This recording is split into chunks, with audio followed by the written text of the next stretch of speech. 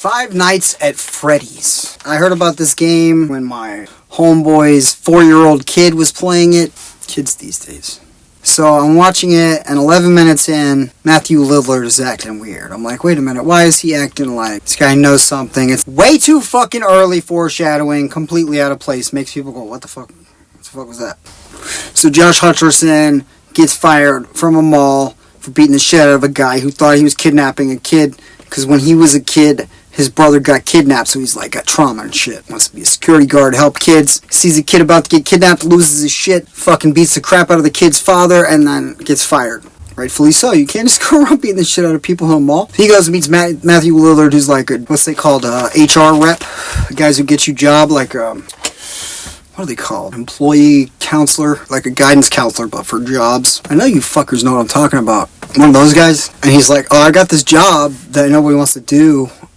You could do it if you want, but it's a shit job. It pays absolutely jack shit, and it's terrifying. And the dude's like, well, fuck that, no. And then he goes home, and then his aunt is like trying to steal custody of his sister. He doesn't really want, but his like parents died, so he's like kind of stuck raising his sister, and he's just like, I don't want to have to like give her to the aunt, because the aunt is clearly just trying to get the money for upkeep and shit, not giving a fuck about the sister. The sister is kind of nonverbal, and she doesn't like the fucking aunt at all. He comes home, the aunt's like, oh, I'm gonna take the fucking kid. So he's like, fuck, I gotta take this job, it sucks. So he goes and takes this shitty job. And then like about 11 minutes into the movie, there's like this fucking poster of Nebraska. And I'm just like, okay, clear foreshadowing, but fucking out of place foreshadowing, because instead of watching the movie, I'm going, okay, what is this gonna... And then like 10 minutes later, you find out that's where his brother got kidnapped. And he keeps trying to have these lucid dreams where he can, like, you know, fucking unforgettable his brother back. So he's got all this, like, issues and shit. And I'm just like, yo, dude, it was your mom's job to wash your kid,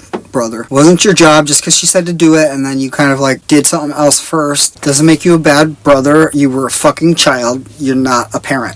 Fuck that babysitter. There's a babysitter in this movie. She's a fucking two-faced backstabbing cunt bitch. Fuck her. Fuck her brother, the boy who couldn't fly. The boy who flew. It was so distracting seeing the boy who could fly. I'm like, why is the boy who could fly there? The boy who could fly was super distracting. His crew of bad guys didn't buy him at all. Like, the boy who could fly at first kind of bought him as, like, you know, somebody who could go fuck some shit up. But then they get into the place with baseball bats, and they're just like, I don't believe him.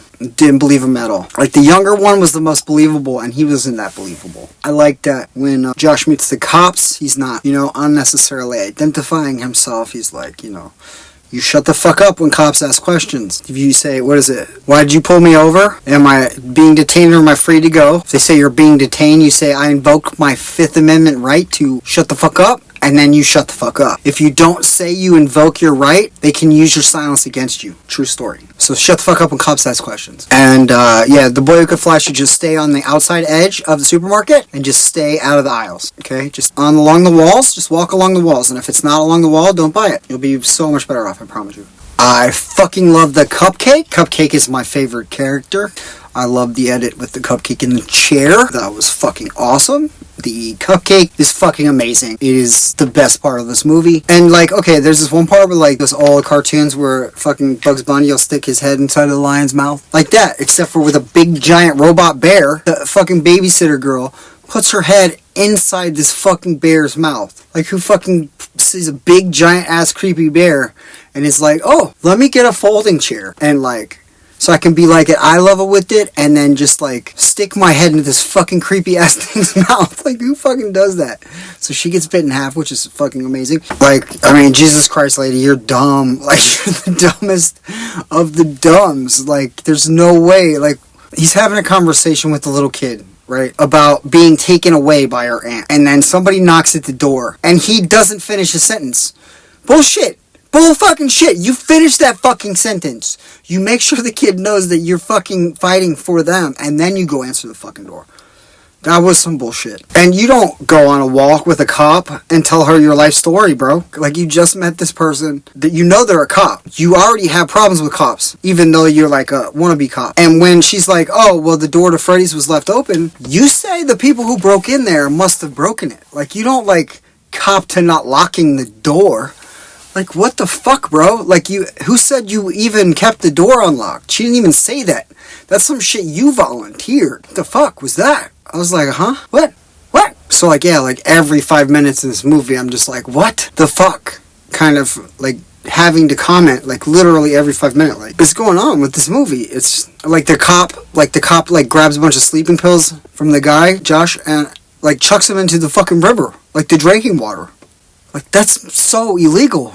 And it's like been 3 days in this timeline, and like acting surprised they're discovering these bodies half put into robot suits. Like, how did you not smell them? They're not like, oh, it's so cold in here or anything. They've been rotting corpses for like 3 fucking days. How are you not going to be like, something died in here for real? Like, what? And how the fuck did the bear get to the house? Like, all of a sudden, fucking Freddy is at this dude's house, and the dude drives to work every day. So it's not like he walks there. Right? So how the fuck did Freddy even get to the house? And then you're like, okay, how the fuck are they gonna get back? And they call a cab. But how did they get there in the first place? They had to wait for the cab to come to take them back. And literally the most believable reaction in this entire movie is the dude who drives the cab. Because when Freddy gets in the cab, it's very appropriate. His reaction is very appropriate. Best reaction of the film. I also think that casting really dropped the fucking ball, because you wouldn't have had to fucking pour me down. You know what I'm saying? Like, you had to do so much to Josh Hutcherson to make him look like some kind of a washed out